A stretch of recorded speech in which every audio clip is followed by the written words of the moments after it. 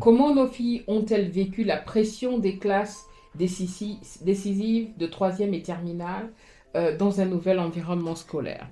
Les gars, je pense qu'à ce niveau de la conversation, on peut commencer à Oui, tout à fait. développer. C'était une catastrophe, hein. Mhm. Ok.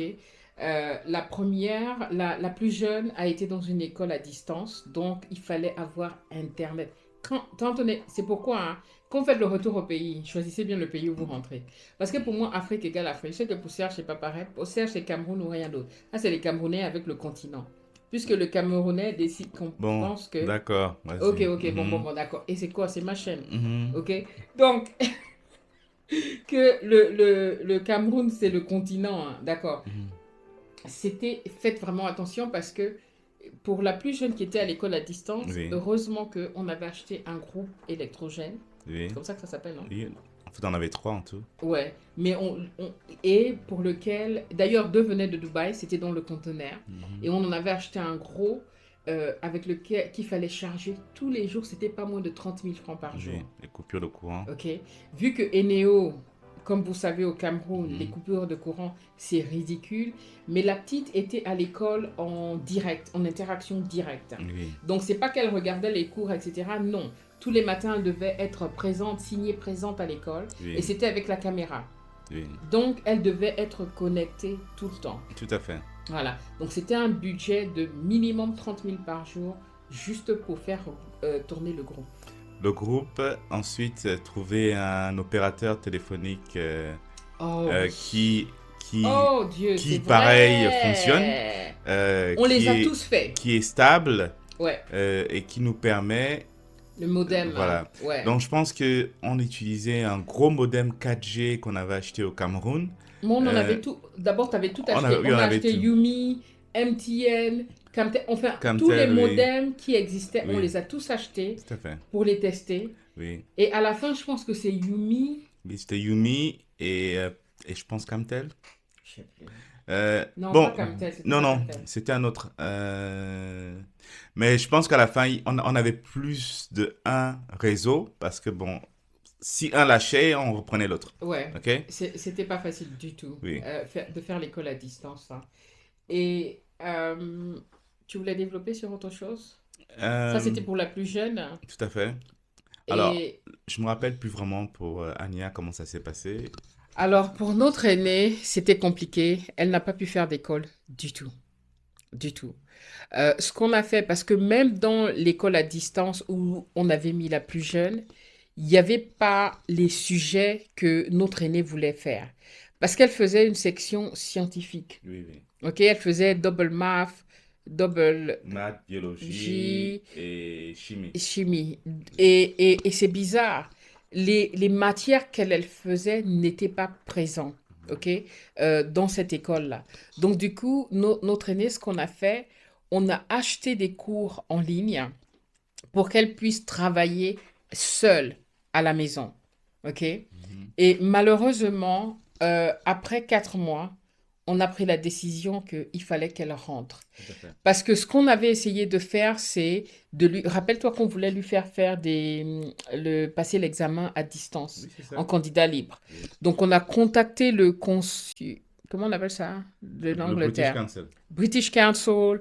On a contacté Douala. Les gars, on s'est bagarré, mais il n'y avait rien qui était fait pour que Mhm. elle puisse passer même son examen en candidat libre. Oui, oui. Et là, on a eu la décision, mais vraiment difficile, qu'elle devait rentrer en Angleterre, rester avec son papa. Et moi, je restais au Cameroun avec la plus jeune. Oui. Les gars, ça, c'était une Ça a décision été qui était la la pire des décision décisions. la pire Oui. et la plus difficile qu'on ait vécue. Parce que c'est la première fois, déjà qu'on se séparait de nos enfants. C'était la première fois. Les filles et moi, on a toujours été ensemble, tout le temps. Mhm. Puisque toi, tu voyageais beaucoup. Mhm. Mais c'était la première fois qu'on se séparait. Et c'était la première fois que les sœurs se séparaient. Nos filles se séparaient. Elles ont toujours vécu tout le temps ensemble. Oui. Et ça a eu un impact vraiment très négatif sur nos enfants jusqu'aujourd'hui. Mhm. OK? Ce qui s'est passé, c'est que la plus jeune s'est renfermée parce qu'elle avait sa grande sœur pour la protéger. Elle avait sa grande sœur derrière qui... Et puis elles avaient l'une... En fait, je sais pas si je peux le dire, mais je pense qu'elle s'est sentie un peu délaissée Tout à fait. et Attends, comme si j'avais privilégié ah, complètement. son aîné Oui, et et qu'elle, elle ne comptait pas. tout à fait. Donc, en fait, je l'ai laissé dans la merde et j'ai pris sa grande sœur, je l'ai amenée avec moi et moi, en fait, je l'ai mépris. Voilà, Voilà, typiquement, ça, c'est ça. les gars, ça a créé un traumatisme dans notre famille, très très Mhm, grave jusqu'à aujourd'hui. Vous allez dire, c'est les enfants de blanc, ils sont fragiles, parce que je sais, les gens dans les commentaires, là, vous êtes piquants. Mais je vous parle vraiment en tant que maman, c'est quelque chose qui déjà, et là je vais parler pour les mamans, ok, c'est un truc qui même sur moi, j'imagine ma fille aînée et ma fille plus jeune. La première année, quand mon aîné est parti, j'ai pleuré, pleuré, pleuré. Parce que c'est la première fois qu'on se séparait de nos enfants.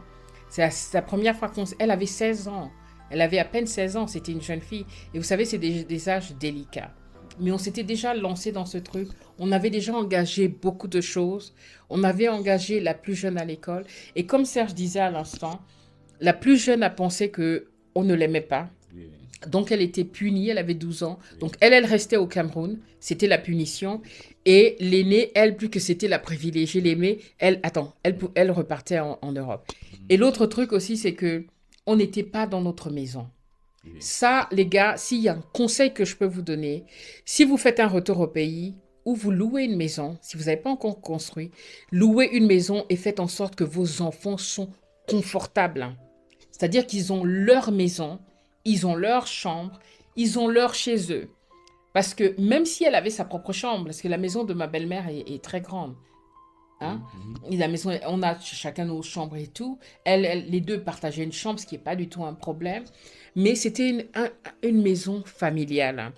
C'était une maison où, vous savez comment on vit en communauté en Afrique, nos enfants n'étaient pas habitués à ça. mhm, Nos filles se sont senties, l'aînée ça va. Et la petite, tant que l'aînée est là, ça était là, ça allait. Mais une fois que l'aînée est partie, elle s'est renfermée. Elle ne sortait plus. Elle était dans sa chambre enfermée du matin au soir. Elle ne sortait même pas pour manger parce qu'elle avait peur de rencontrer les gens à l'extérieur. Et à ce moment-là, elle est rentrée vraiment dans une dépression. Jusqu'aujourd'hui, elle a 21 ans. mhm, Et elle avait 12 ans à l'époque. mhm.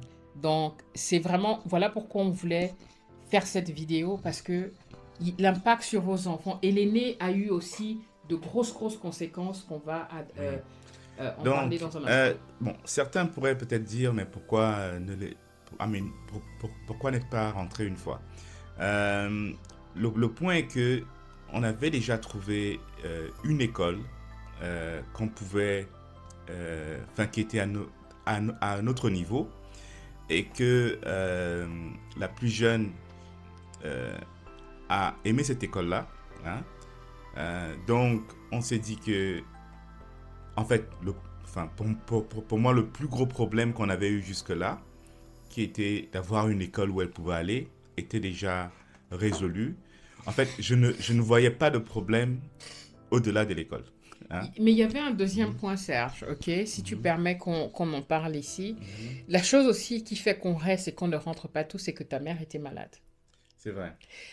C'est que ma belle-mère était souffrante à ce moment-là, elle ne pouvait plus rester seule. Mhm. Elle ne pouvait plus se gérer toute seule, juste avec ses, Les aides malades. ses aides malades et Mhm. puis ses travailleurs, Oui. le personnel de Et puis, maison. il fallait quelqu'un pour maîtriser aussi les aides malades et le Et personnel de coordonner. maison. Parce qu'à C'est vrai. l'époque, elle faisait tout toute seule. Ok, Mhm, elle se gérait, elle gérait son argent, elle gérait son personnel. mhm. Mais elle a eu une chute où sa santé s'est beaucoup affaiblie. Elle avait besoin qu'un membre de la famille soit présent Tout à fait. aussi pour coordonner tout ça et superviser. Oui. Donc à ce moment-là, on Et, est et tu avais aussi démarré le travail de Wona Plantation. oui, et on avait aussi démarré le travail de Rona Plantation et tout Oui. ça. Donc il fallait que il y avait des choses. On ne pouvait pas laisser belle maman seule. Et en même temps, on s'est dit, bon, puisque la plus grande rentre avec le papa, Mhm, moi je reste avec la plus jeune, ça fait une balance. Les gars, non, mhm. ça a été une décision ouais, très Tout à difficile, hein, fait, oui, qui a eu oui. beaucoup d'impact plus Oui. tard. Et même une fois revenu en Angleterre, le challenge a continué parce qu'il a fallu lui trouver. parce qu'on est rentré en Angleterre au mois de décembre, et l'année scolaire avait déjà commencé en septembre. Non, on est rentré début janvier. On est Ouais, rentré début début janvier. janvier. L'école ayant déjà commencé en septembre, il fallait en fait lui trouver maintenant une école, encore une fois de plus, qui acceptait ces sujets. Mhm. Et toutes les écoles qui étaient à côté de la maison étaient toutes complètes. On a fini par trouver une école qui était un peu à distance. Donc pareil, même l'environnement dans lequel elle arrive n'est pas un environnement, comment on va dire, welcoming. Hein? Donc elle arrive dans un environnement aussi embêtant. Hein? Euh, et moi également, quand je suis ici, je travaille à plein temps. Même si elle a 16 ans, hein, je travaille à plein temps. Donc pareil, je n'arrive pas à la suivre. Lorsque je suis ici, j'arrive pas à la suivre. J'arrive pas à savoir comment elle se sent par rapport à ce changement-là. Donc, des deux côtés, c'est vraiment très compliqué. Et les gars, on va rentrer dans les détails parce qu'on est ici entre familles. C'est pourquoi je dis hey famille. On va rentrer dans les détails. Ce qui s'est passé avec notre fille aînée, ok, c'est qu'au moment où elle arrive, papa travaille énormément. Ok, donc son papa bosse énormément. Elle a 16 ans, mais elle s'est jamais séparée de sa mère. Elle a toujours été avec sa mère, etc. Et subitement, elle se retrouve seule dans la maison avec papa. C'est voilà. Et à ce moment-là, elle rencontre une copine. En fait, elle se retrouve même beaucoup seule dans la grande maison. Voilà. Mhm. Elle se retrouve seule et donc elle rencontre une copine dans l'école où elle va là Mhm. et qui lui propose de venir avec elle à l'église. D'accord? Dans une église. Oui, tout à fait. Donc on était catholique jusque-là. Non pratiquant, mais on était catholique. Donc elle part dans cette église et c'est, c'est devenu, C'est un nouveau Lego qu'elle a commencé. oh, ça c'est devenu quelque chose qui nous a traumatisés pendant 2, 3 ans. Les gars, je pense que beaucoup d'entre vous, surtout qu'on parle en Afrique, là, Mhm. les églises réveillées, là, Tout à fait. ok? Les églises qui prennent vos enfants, parce que notre fille était vulnérable. Mhm. Elle n'avait plus sa maman à côté d'elle. Ok, les gars, vous pouvez me taper dans les commentaires. Ok, vous ne pouvez pas faire quelque chose que je ne me suis pas déjà fait à moi-même, la culpabilité d'avoir laissé mon enfant. Ok, mais on pensait qu'on faisait ça pour le bien de toute la Tout à famille. fait. Oui. Malheureusement, aujourd'hui, on ferait les choses différemment, mais ça, c'est la vérité de comment est-ce qu'on a fait les choses à cette époque-là. Oui. Et donc, elle rentre dans cette église-là qui devient un truc qui nous traumatise pendant des années. Tout à fait. Parce que c'est une église réveillée où ça devient sa famille. Oui. Ça devient, Tout. ça devient tout. Mhm. Nous, on n'a plus rien à dire. Parce que moi, après un moment, ce qu'on faisait, c'est que on venait toutes les vacances. Oui. On venait toutes les vacances, donc quand j'arrivais, c'était bon, qu'est-ce que tu fais là? De toute façon, si tu veux lui dire un truc, bah, de toute façon, tu vis pas ici, hein. Tu vas repartir, donc tu me parles pourquoi? Vous savez, Mhm. les enfants d'Europe, hein, avec la bouche là. Mhm. Et, et donc, on s'est bagarré pendant des années où elle est arrivée dans un truc, c'était une secte au bout d'un moment, Avec les gourous. avec les gourous, ok? Mhm. Aujourd'hui, elle-même, elle le témoigne que, voilà, elle a eu quelqu'un, et c'est comme ça que ces sectes-là fonctionnent, parce qu'on vous récupère l'enfant vulnérable et on l'entoure, tout de suite elle a une famille, etc. On aurait pu perdre notre fille, Tout à ok? fait. Mhm. Et on est allé jusqu'à appeler la police, on a été jusqu'à... Mais Dieu merci, elle s'est sortie de là. Mhm. Donc, juste de grâce, ok? Vous êtes certainement, vous allez dire bah, qu'il y a beaucoup d'intelligents, intellectuels dans les Africains, là, dans les commentaires. Oui, mais ça va de soi. Mhm. Ok, nous, hein, ici, on parle des vérités. Tout à On fait. parle des erreurs qu'on a commises Tout à fait. et on vous évite de faire les mêmes erreurs. Oui. Si vous êtes aussi assez intelligent pour n'avoir pas fait la même chose, nous, il y avait plusieurs choses qui rentraient en compte. On pensait réellement qu'on aurait pu faire ça en famille, Mhm. qu'on créait vraiment euh, un avenir pour nos enfants. Ok? Et malheureusement, on s'est confronté à tellement de choses. Et c'est pas tout ça, c'est pas arrêté là. Donc, notre fille, elle vient. Donc, elle fait difficilement cette première année. C'est même pas à l'école, hein. L'école en question, là, c'est à distance. Elle part juste pour des examens, si tu te rappelles. Oui, oui, en fait, C'est elle pas... continue ses cours à la maison, Oui, enfin, ici, et en fait, elle doit passer des examens avec... c'est juste... bon, elle va prendre ses papiers, Ouais, elle va les présenter à des professeurs par rapport au sujet. ouais. Voilà la première chose qu'elle doit faire. Et c'est très loin. Et malheureusement, les bus qui vont là-bas sont compliqués. Donc, il faut que je trouve le moyen de pouvoir l'amener par rapport à mon travail. Et deuxième chose, c'est essentiellement un centre d'examen. Oui. Euh, C'est un truc à distance, Tout en à fait, fait. hein. C'est candidat Oui. libre où elle fait tout à la maison et elle part là-bas pour ça. Et oui, c'est vraiment un désastre. Oui. Et les gars, Mhm, la saga continue, ok? mhm, C'est que quand je parlais de ces 16 ans d'échec, hein, je ne suis pas rentrée dans l'impact avec la famille, mais mhm, ça nous a énormément impacté en tant que famille, même en tant que couple, mhm, même la relation avec nos enfants. Et je pense que même ta relation aujourd'hui avec la plus jeune n'est pas complètement réparée. mhm, Parce qu'elle a toujours cette... voilà, mhm. que tu l'as abandonné, tu as juste pris ton enfant préféré, et, et puis elle a aussi ses propres... comment dire? Ses propres challenges. Avec mon... Comme on lit ses propres démons. Voilà, Mhm, et même avec moi, là, voilà. Mais c'est allé plus loin, pourquoi? Parce que, donc après cette première année où elle se rattrape comme elle peut à la maison, en oui, oui. candidat libre, Mhm. l'année d'après, quand elle veut maintenant passer en deuxième année euh, Du A-level du A-level, le système en Angleterre change. change. Oui. Hmm. En fait, il y a une loi qui est votée Mhm. qui fait que euh, il y a donc... En fait, elle ne peut pas réutiliser les notes de la première année, elle ne peut pas les réutiliser en deuxième année. Donc là, elle perd donc toute l'année de galère là dont on vous parle. En fait, elle perd l'année. Oui, parce que le système change complètement. Il y a une nouvelle numérotation. Il y a le A-level change Oui. en Angleterre. Mhm. Juste pour résumer, parce que sinon la vidéo là va faire 3 heures, Mhm. notre fille perd 2 années 2 ans. d'école. Tout à fait. Donc elle repart en arrière. Donc elle a seulement aussi... Donc les amis qu'elle a laissés en Angleterre là Ils sont déjà à sont l'université. déjà à l'université et Elle reprend elle là-bas. reprend le A-level. Oui. Et rien que ça a été aussi un choc pour elle. Sans, Euh, sans compter qu'elle voulait faire médecine et Oh que, mince! vu à cause, bon, 1 an, c'était Ouais, encore possible de rentrer dans les écoles de médecine directe, mais avec 2 ans, elle était disqualifiée d'office. voilà. Ouais. Parce que pour l'école de médecine, on ne permet pas les redoublements, on Mhm. ne permet pas, faut avoir les A-level, c'était compliqué. Donc quand elle a voulu appeler, enroll Oui, oui. pour S'enregistrer. s'enregistrer pour Mhm. l'école de médecine, elle a été complètement disqualifiée, comme Serge vient de le Mhm. dire. Donc après, elle s'est rabattue pour faire... bon, vas-y. Les sciences biologiques ou les Ouais. sciences médicales. Yes, sciences médicales, Mhm. ok.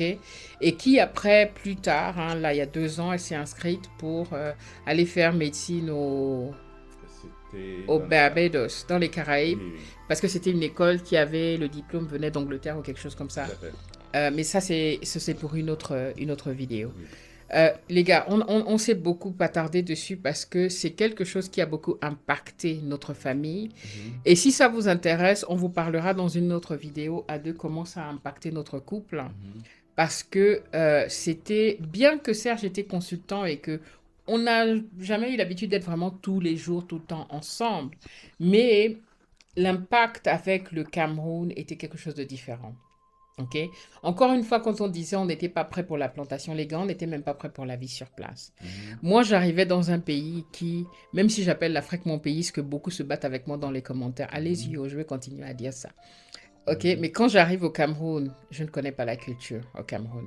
Ok, c'est 2 ans où honnêtement l'adaptation était difficile. 2 ans de dépression parce que il fallait que je m'adapte à la culture sur place. Il fallait que je m'adapte à la famille. Fallait que je m'adapte également au milieu où je vivais. On a toujours vécu chez nous, dans Mhm. notre maison, tranquille, etc. Et là, on vit en communauté. Mhm. Ok, on vit dans une maison familiale. Les insectes et les animaux Oh, qui traînent partout. Donc, les rien que cafards, ça, les... pour ceux qui ne sont Mhm, pas habitués, mhm. c'est-à-dire, pour ceux qui voient un petit araignée et qui courent à l'autre bout de la maison, Tu parles d'un araignée, parle même de la hein, fourmi. donc Mhm. lorsque vous arrivez au Cameroun, hein, comparé à quand vous êtes habitué à vivre dans des appartements VIP et tout, Ou bah, même juste chez vous, normalement tout dans un à pays fait. en Europe, hein. Donc vous arrivez dans un monde où il y a des... Parce qu'au Cameroun, il y a des araignées, même si vous enlevez les toits, là, il y a les araignées partout, il y a les lézards, Oh, les lézards il y a blancs les là qu'on trouve cafards, il y a tout partout. ça. Les Donc, cafards, votre maison peut être prête comment? Vu que Isaac ne passe jamais et qu'il y a les ordures partout dans mhm. Yaoundé, alors, les cafards là arrivent chez vous. Les souris, les rats, mhm. les serpents, Alors imaginez la plus jeune 12 ans, qui a qui 12 a peur ans, des mouches. qui a peur des mouches ou Ah, des... Je ne parlerai même pas des araignées. Alors quand elle arrive dans un monde comme ça, où il y a où il y a tout ça, c'est le c'est un traumatisme traumatisme. complet. Voilà. Ok? Et Et puis elle n'a plus sa sœur à côté d'elle. oui, donc c'est quelque chose qu'on n'a pas du tout Euh, mesuré. mesurée, non. Je savais qu'elle avait peur des creepy crawling, comme on dit en anglais, hein, des choses qui Tout ce rampent, qui qui est bougent. insectes, tout. Mais une grosse partie de ça, c'est aussi ça qui fait qu'elle se sentait en sécurité dans sa chambre. Ouais. Parce que si elle venait là où, dans la plus grande... Parce que par exemple, si on prend le salon est ouvert. Et puis il y a souvent des coupures et très souvent on se retrouvait dans le noir, hein. Voilà. Donc, Ouais, ouais, voilà un autre aspect, hein, qui est là. OK? Euh, donc, voilà un peu, quoi. Hein? ouais. Mhm. Donc, les gars, je pense qu'on a fait le tour et qu'on vous a donné suffisamment d'éléments. Oui. Attends, Serge, attrape un peu, je vais Mhm. regarder. Donc, qu'est-ce qui a facilité ou compliqué leur adaptation académique? Rien. Donc, on va avancer. Tu es d'accord, non? Oui, oui, je pense que côté académique, pour moi, ça allait. Hein? Euh, C'est-à-dire. non, c'est-à-dire côté le travail que l'école demandait, en tout cas l'école qu'elles ont pu faire, le travail que ça demandait, Mhm. et la compréhension Non, ça, dans, c'était rien. dans les aspects académiques, je pense là, ça va. OK? Ouais. Et, pardonne-moi. Oui, je pense que c'est plus l'environnement, en C'est fait. l'environnement. Mhm. Mais pour finir sur une touche positive, c'est que notre plus jeune, après la première année à distance, la raison pour laquelle on n'a pas pu la mettre dans cette école-là, ni l'école américaine la première année, il n'y avait plus de place. Mhm. Il n'y avait plus de place, on est arrivé en milieu d'année ou je sais pas comment, il n'y avait plus de place. Oui. Donc, on l'avait déjà mise en attente sur Euh, euh, oh, RFIS, oui. qui est une autre école américaine, hein. Mhm. Et là, elle a adoré quand elle était dans cette école. Mhm. Mais elle voulait même vivre dans cette école. Tout à fait. OK? Elle voulait, quand elle était à l'intérieur Et de vous, cette et école, vous allez en pension permanente. voilà, Mhm. malheureusement, c'était pas permis. Oui. Et donc, quand elle était dans cette école, ça allait, c'est quand elle sortait dans l'école qu'elle ne supportait pas l'environnement Tout à fait. à l'extérieur. Oui, C'est pourquoi, bon, vous allez dire qu'on va chouchouter nos enfants, mais soyons réalistes. Quand on vit en Europe, là, on vit dans des conditions où on a tout qui est fait, on a des maisons qui ressemblent à les maisons d'Europe, ok? oui. Mhm. Quand tu arrives en Afrique, non pas que la maison de belle-maman soit... mais c'est différent de ce qu'on connaît en Europe. Mhm. Et l'autre chose, c'est, moi je pense qu'il est extrêmement important pour nos enfants, qui sont plus habitués à une famille nucléaire, ok? D'avoir un chez eux est extrêmement important. Mhm. Tout à OK? fait. Et de ne pas vivre avec la famille, mais d'avoir leur chez eux. Je pense que ça, c'est notre particularité. Mais si maintenant vous êtes déjà une famille, une famille de la diaspora qui a déjà cette habitude de vivre avec la communauté, Mhm. donc où les enfants sont habitués à, je dirais, bon, lorsqu'on vit en communauté, je ne vais pas rentrer en détail, mais je pense que vous voulez comprendre ce qui se passe, c'est-à-dire donc les oncles, les tantes, les amis, tous ces gens-là qui peuvent arriver à tout moment, qui en fait dorment à la maison, je dirais, sans avoir une invitation. Mhm. C'est-à-dire, ils viennent, ils restent là, ils peuvent rester avec vous le temps qu'il le faut, le temps qu'ils le souhaitent. Donc, si vos enfants sont déjà habitués à ce concept de vie, je ne pense pas que cet aspect-là ne sera pas un gros problème pour eux d'arriver dans une maison familiale en Afrique.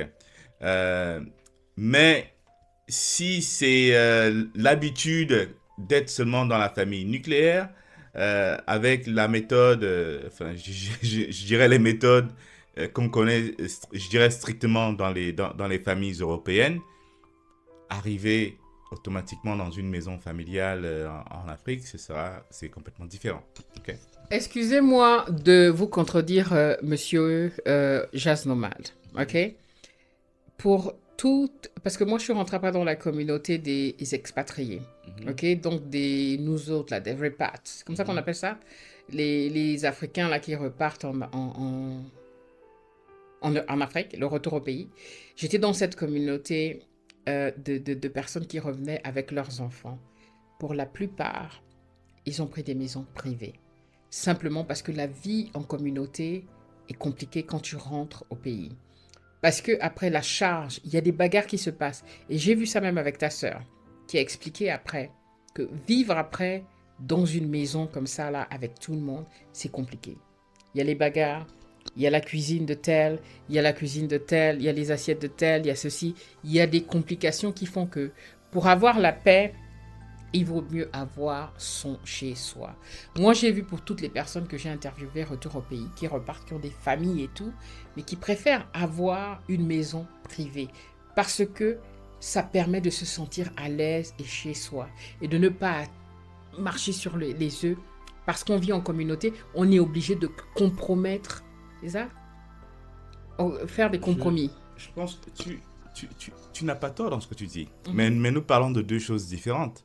Parce qu'à l'époque, tu étais avec maman et les gardes malades de maman. C'est tout. C'était vous et elle. Moi, je vois pas qui... C'est la même différence. À part maman, qui d'autre vivait dans la maison. Ok. Donc, je dirais que à part ça, je parle de notre contexte. D'accord? Moi, je me mets... Bon, dans tous les cas, à partir du moment, de toute façon, à partir du moment où c'est une maison familiale, tout le monde arrive quand ils veulent, c'est la maison de tout le monde. Et tout le monde veut venir s'installer, tout peut venir habiter. Là-dessus, il n'y a pas de problème. Il peut y avoir des membres de la famille qui peuvent vouloir venir. Donc, dans ce sens-là, oui, d'accord? Je précise bien. Mais je dis également que l'aspect que je voulais souligner n'était pas sur le fait par exemple, de vivre avec une coépouse, par exemple, non, c'est même pas de là vivre avec une belle-sœur dans la même maison. Moi, ce n'était pas dans le sens là que moi je parlais. Je parlais plus précisément du fait que lorsque, en tant qu'expat, hein, vous vous installez... Enfin, en tant qu'expat, c'est pas vraiment ça que je veux dire. Bon, moi, on va couper court. Parce que les hommes ne rentrent pas à la cuisine au Cameroun. Les hommes ne lavent pas les habits au Cameroun. Que tu vives avec belle maman et deux femmes qui vivent là pour s'occuper de belle maman avec la famille qui arrivent, qui font des va-et-vient, ceux qui viennent en vacances et qui habitent là également, d'accord? Ça crée un souci. Rien que pour nous les femmes, la cuisine. Vous savez comment on aime notre cuisine, ok? Partager ta cuisine avec une autre femme, que ce soit une femme qui travaille là ou pas, c'est tout un problème. Tu peux pas avoir tes affaires comme tu veux. C'est compliqué, ta corde à linge, etc. Pour beaucoup, ça c'était mon cas à moi. Maintenant, ce que Serge dit, peut-être que vous vous êtes habitué. Ok, vous pouvez partir de l'Europe et décider d'aller vivre dans un camp familial parce que vous êtes déjà habitué à vivre en communauté. C'était un peu l'aspect là. Il y a pas de problème, c'était pas notre cas. Notre cas, c'était, on n'a jamais eu cette habitude. Et on se retrouve dans ce cas de figure. C'était traumatique aussi bien pour les enfants, même pour moi-même. C'est pas une bonne période que j'ai passée parce que je n'avais pas mon élément. Ça nous a pris, j'étais pas dans mon élément. Et ça nous a pris plus longtemps pour construire notre maison. En fait, le plan que Serge avait eu, qui était un très bon plan, on arrive, on construit notre maison en 3 mois, la maison est faite, c'est possible. Vous avez les moyens, on avait les moyens à l'époque, on pouvait construire la maison rapidement. Mais on n'a pas pensé à tous les problèmes qu'on devait rencontrer sur place. Les écoles des enfants qui coûtaient cher, même à distance, fallait écouter, c'était pas donné. Il fallait plusieurs billets d'avion pour faire des allers-retours tout le temps. on voulait rendre la plantation autosuffisante très autosuffisant rapidement très également. rapidement pour qu'on ait un Oui, revenu qui sortait de oui. là. Mhm, Bon, ça, on l'a déjà partagé en long et en large. mhm, Allez sur Obona Plantation pour voir les détails de tout ça. mhm. Et donc, euh, les gars, on a foiré, oh. C'est tout. C'est ce Oui. que je disais dans les Mhm, 16 ans.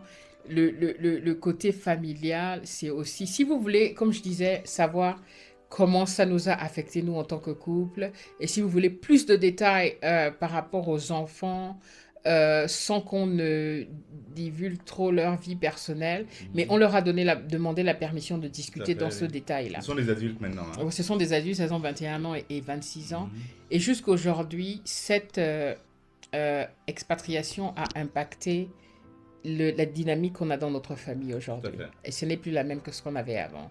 Les enfants ont reçu un traumatisme de ce voyage qui fait que jusqu'aujourd'hui, elles portent ça avec elles. Tout à fait. OK? Donc, vraiment, réfléchissez bien. Moi, je pense que le conseil que je donnerais, tu me diras ce que tu penses, Serge, c'est que attendez que vos enfants finissent la terminale, par exemple, et aillent à l'université. Elles sont indépendantes. En général, quand ils sont en terminale, ils partent en général dans une ville à côté, n'est-ce pas? Pour faire l'université. Ne déménagez pas des enfants qui sont adolescents, ou alors, si vous le faites, parce que j'ai une amie qui l'a fait, ça s'est très bien passé, les enfants sont rentrés après en terminale en France. Euh, Faites toutes les inscriptions à l'avance avant d'arriver au Cameroun. Bon, les gars, la batterie, elle me pensait qu'on parlait même trop là. Ok, notre batterie c'est un peu éteinte. Donc, du coup, on reprend. On va continuer, Serge, parce que la vidéo elle est longue. La vie sociale et culturelle. Mhm, Ok, donc, comment nos adolescentes ont-elles géré le choc culturel? Très mal. mhm, Je me rappelle de notre jeune, elle va pas m'en vouloir. Euh, Elle sortait pour acheter les beignets. Elle était grande de taille déjà, ok? mhm. Et donc, quand elle sort, il y a un jeune là qui vend les beignets qui la drague. Le gars devait avoir 20 ans. Elle est revenue en courant. Elle n'est plus jamais sortie de la barrière Oui.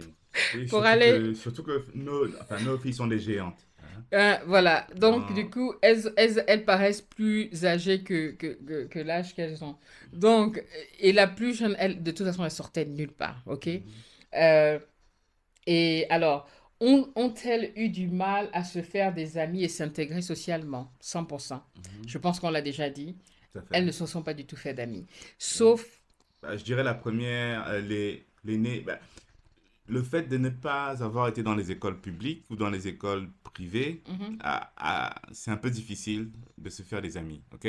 Et puis, la maison de ma mère, on est dans un camp où il n'y a que nous.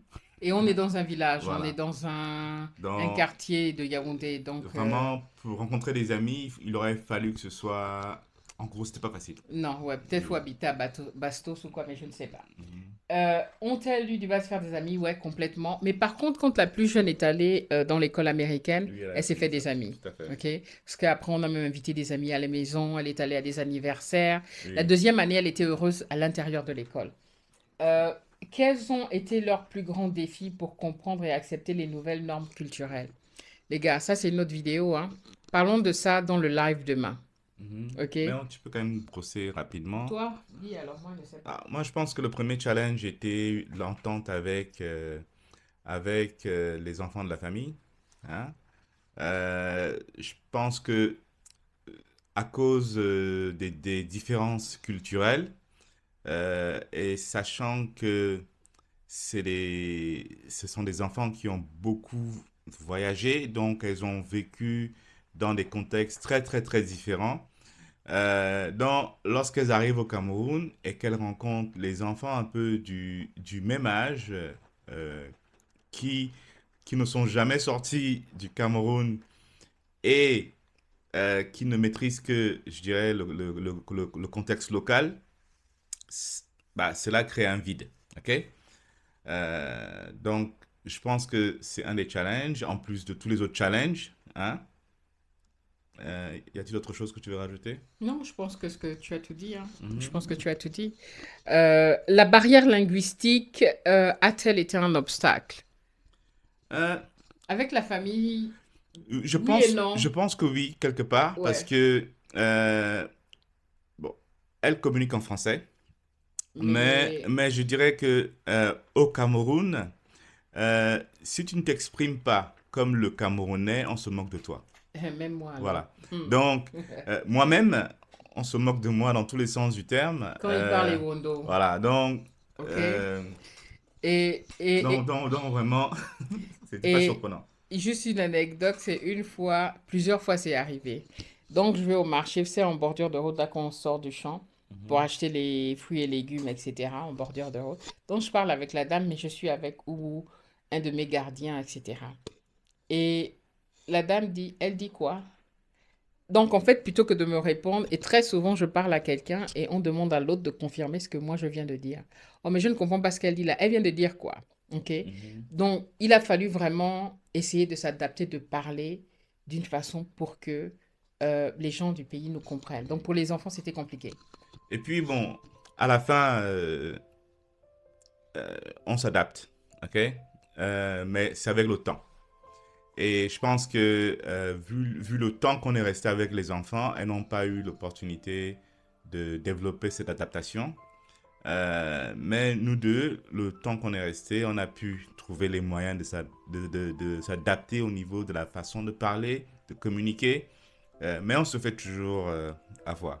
Ouais, on nous appelle toujours Mhm, les noix de coco. mhm. Alors, comparaison avec les jeunes enfants, ok? Donc, selon toi, pourquoi l'adaptation des jeunes enfants est souvent plus facile que celle des adolescents? Les gars, c'est facile, c'est à comprendre. Les jeunes enfants, je pense on l'a dit au début, s'adaptent à tout. Tout à fait. Tant qu'ils sont avec maman et papa, tant qu'ils ont leur nourriture, tant qu'ils ont un espace de jeu, ils ne sont même pas conscients de l'environnement dans lequel ils sont. Tout à fait. Les adolescents, c'est un moment critique de la vie. Il y a les changements hormonaux, c'est l'âge de la rébellion, c'est l'âge où il y a tellement, où elles se sont déjà fait un groupe d'amis, Tout à fait. c'est l'âge où tu essayes d'affirmer ta personnalité, où tu essayes d'appartenir à un groupe. Et là, tu arrives directement dans un contexte qui est complètement culturellement... euh, tout est différent. C'est vachement compliqué de se réadapter et de trouver des amis. Tout à fait. Pour les enfants, les petits, non. Non, non. Non, c'est 200%. Quelles leçons avons-nous tirées pour conseiller d'autres familles avec des adolescents? Je pense que... Moi, je pense que pour aller vraiment droit au but, si vos enfants sont encore des adolescents et que vous avez la possibilité d'attendre qu'ils finissent le secondaire, ça, ce serait l'idéal. En gros, ne bougez pas vos enfants de l'environnement où ils sont. Il ne faut pas les bouger à part pour des vacances tant qu'ils n'ont pas fini le secondaire. Euh, Surtout en classe décisive. Hein. tout à fait. Ouais, ouais. Bon, beaucoup vont dire que ça coule de source, hein, mais croyez-moi, non. Parce que vous Et... pouvez être dans une... Désolé. Non, t'as raison. Vous pouvez être comme nous, tout d'un coup, vous avez une opportunité, Voilà, c'est ça à quoi je vraiment une voulais en venir. opportunité en or, Ouais, et vous voulez l'exploiter. ouais. Donc, vous n'allez pas aller dans les analyses euh, compliquées pour Mhm, essayer de voir, ok? mhm. Euh, mais parmi les décisions que je regrette, oui, parce que j'en regrette, je pense que la première décision aurait été de ne pas séparer les enfants. Pour moi, le moment venu, On la aurait plus dû faire grosse... monter tous les deux Tout enfants à fait. et que moi je faisais la navette. Voilà. Hein. Ouais, La plus grosse leçon était, on rentre tous. ouais, OK? ouais, On rentre tous, on laisse on laisse le conteneur qui est là-bas, ouais, on laisse nos affaires comme c'est, ouais. et on essaye d'avoir des gens Et puis moi je peux faire la gèrent ça. navette Voilà. au fur et à mesure. Ouais. Trouver quelqu'un pour gérer la situation de ma mère, mais il aurait fallu privilégier le fait que les enfants soient ensemble, comme elles avaient toujours été. Donc, Mhm, privilégier euh, le noyau familial comme il a toujours été. Voilà. exactement. OK? Euh, C'est... Non. je pense que ça, c'est Ouais. le premier point, hein, Mhm, mhm, et la plus grosse leçon. Et dommage qu'il a fallu aller par cela pour en fait l'apprendre. mhm, OK? mhm. Voilà. Autre chose? Non, je pense que tu as tout dit, hein. C'est exactement ce que Serge dit. Mhm. C'est que malheureusement, on ne peut pas refaire le passé, mais on apprend de nos Tout à fait. expériences passées. On ne peut pas réparer le tort qu'on a fait aux enfants, ok?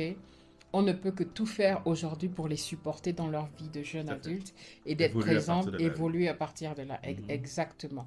Mais il y a quelque chose qui est intéressant, les gars, ok? On vous a conté tout ça. Il y a du positif qui est sorti de tout ça. Oui. Parce que pour moi, je pense que dans toute expérience, aussi difficile soit-elle, il y a forcément quelque chose de positif qui peut en Mhm. sortir et Oui. c'est bien de regarder ça. Mhm. Donc, c'est la prochaine question que j'avais, c'est quelles compétences ou valeurs importantes nos filles ont-elles développées grâce à cette expérience? Mhm. Les gars, moi, je vais commencer. Après, Serge, tu peux relever d'autres points.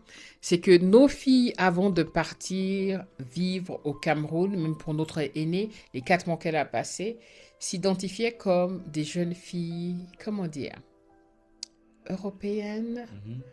Euh, Mhm. En plus, tu fais la voix. mais oui, mais elle n'avait pas, j'essayais de parler délicatement, Mhm.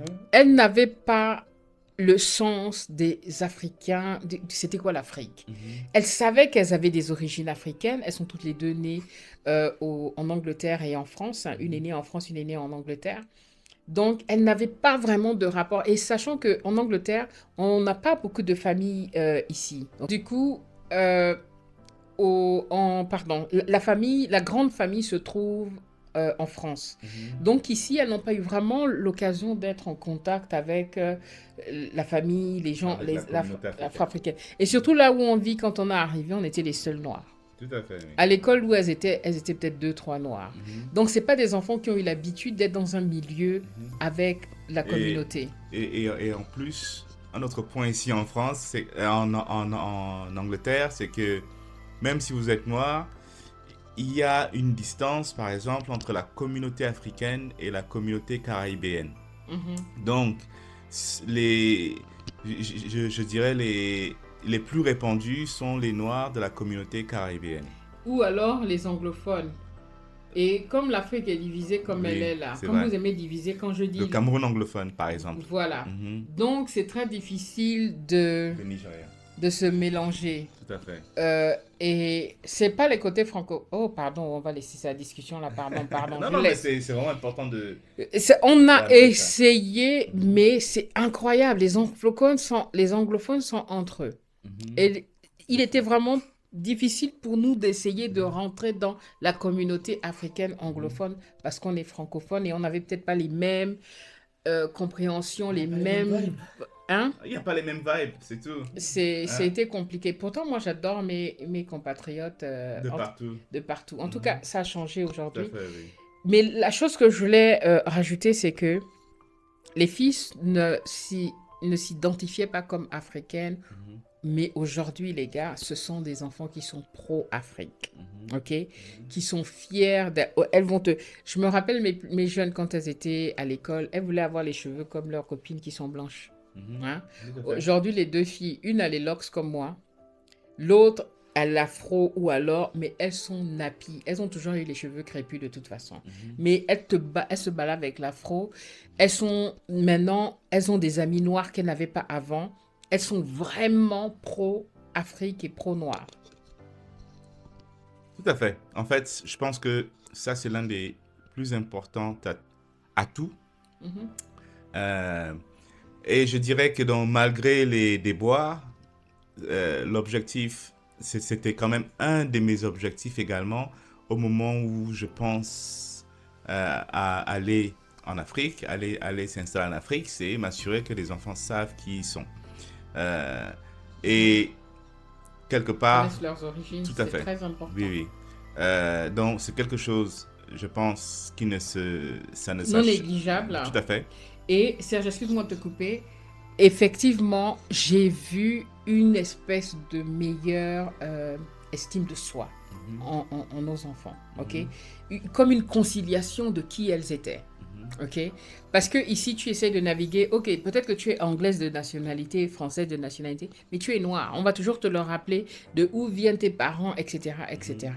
Mais là, je vois, mes filles aujourd'hui sont centrées sur elles-mêmes. Elles savent qui elles sont. Elles comprennent qu'elles sont nées en Europe, qu'elles ont des nationalités européennes, mais qu'elles sont aussi africaines. OK? Et ça, elles n'ont plus de... elles savent exactement qui elles sont. Donc, ce sont des filles qui sont très Elles sont assises. assises. Mhm. Assises. Ok, une autre. Moi, en fait, c'est bon. OK? Mhm. La prochaine question que j'avais ici, c'est que disent-elles maintenant de cette transition difficile? On leur posera peut-être la question un jour. Tout à fait. J'ai déjà posé la question, mais c'est pas un sujet qu'elles aiment aborder. Euh, c'est une question que je leur poserai la question, on leur posera la question. Tout à fait, oui. Mais je sais que ce qu'on vient de partager par rapport à vraiment avoir maintenant ces racines-là Mhm. africaines est un des points que la plus jeune avait mentionné. Tout à fait. Et aujourd'hui, l'aîné qui n'avait pas beaucoup d'amis et connaissait aucun noir, la plupart de ses amis sont noirs aujourd'hui. Oui. Et ça, c'est vraiment grâce. Et même la plus jeune, la plupart de ses amis sont noirs aujourd'hui, alors qu'elle n'avait pas d'amis noirs. Alors, on ne prône pas la séparation Oh non, des pas du races, hein, tout, pas du mais je tout. pense qu'il est important De savoir d'où on de vient. savoir d'où on vient, de Oui, connaître les valeurs qui t'ont amené là où tu es. ouais, Euh, tu sais, il est important d'avoir ses racines. tout à fait. Voilà, ok? Pour pouvoir être assis dans ce monde, tu dois savoir d'où tu viens. Tout à fait, Si tu ne sais pas d'où tu viens, tu seras perdu, ok? Mais exactement. on n'est pas là pour prôner blanc-noir. On Ok. est tous ensemble. Ok, on va continuer. Donc le bilan, perspective, etc. Mhm. En regardant en arrière, ok, penses-tu que rentrer au Cameroun à ce moment précis était une bonne décision et pourquoi?